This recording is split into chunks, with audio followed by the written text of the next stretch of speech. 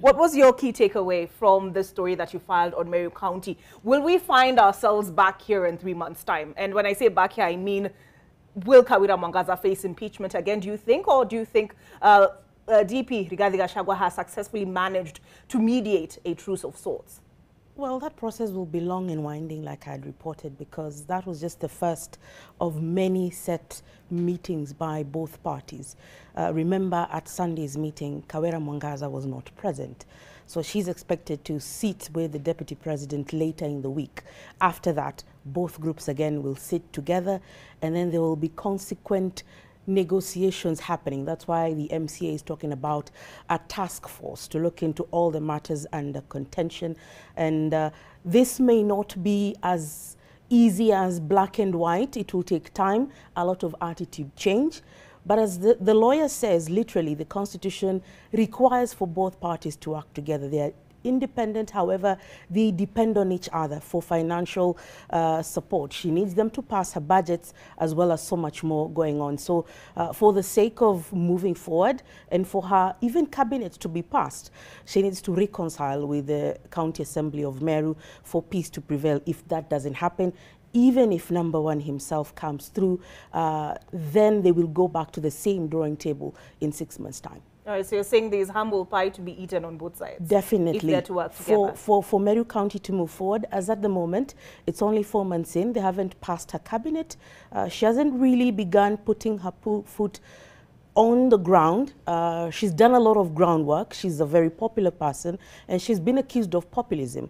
And they say there's a difference between populism and administration of government. So many politicians have a lot of popularity. However, when it comes to the down business of administering, becomes a challenge. And that's why the Senator for Nairobi, while speaking at that Senate briefing, he said that there's a need for more leaders to go through a lot of induction in terms of how to deal with both parties when coming into the devolved units. Okay, so has there been any resolution with regard to the first gentleman?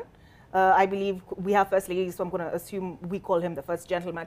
And also, in terms of, I know they didn't call it a ward fund per se, but there was a fund that they were calling it, I believe, an equalization fund during the Senate hearings. Yes. Has there been resolution on those two issues? So those are some of the issues that will be under consideration in that task force that the Deputy President was alluding to when he was speaking to the MCAs on Sunday. Remember, that meeting was also heavy on the members of Parliament, the 9 members of Parliament, the woman member of county, a member of Parliament for the county, as well as the Senator. The Senator yesterday was here, and he was speaking to that conversation, and he was asked, are you the driving force behind this machinery that is the Meru County Assembly?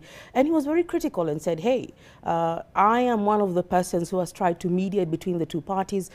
It hasn't really gelled together. However, for the sake of the county of Meru, there is need for the waters to calm a bit, because it's 4 months in and it's a bit too early, and some of the concerns of the county units is that the governors should be given a bit more time, a bit 2.5 years into their administrations, for even any consideration of there being an indicator that they would want to be impeached from office. They're saying it happened a little bit too early, so there's need for her to have been given time to at least constitute an administration and start working for the people of Meru County. All right, so just finally on this particular subject, before I move on to another report, that's a big story this morning.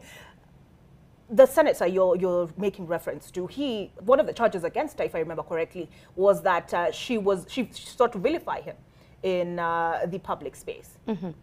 So the senator is had a really different tone when you were speaking yesterday.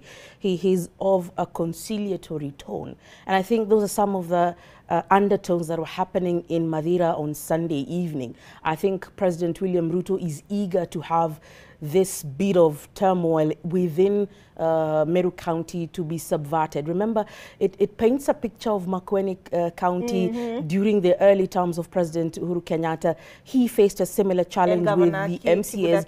And it seems to echo that first term of Uhuru Kenyatta. Many are saying maybe Professor Kivutha Kibwana should give Kawera Mwangaza a bit of an understanding of how to deal with members of county assembly.